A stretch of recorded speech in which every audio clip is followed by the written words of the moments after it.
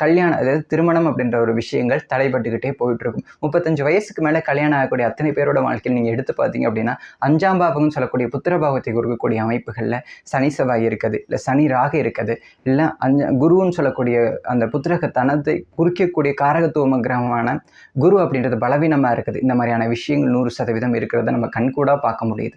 So திருமண வாழ்க்கைக்கு இதெல்லாம் தேவையா அப்படின்னா எல்லாம் பார்த்து பொருத்த போகும்போது அறிவியல் பூர்வமாக அணுகும்போது 100% நல்ல வாழ்க்கைகளை தேர்ந்தெடுக்க முடியும். ஆனால் இதையெல்லாம் கடந்து ஒரு மனிதனுக்கு என்ன விதிக்கப்பட்டிருக்கதோ அதான் நடக்கும் அப்படின்றது ஜோதிடத்தோட முதன்மையான கருத்து.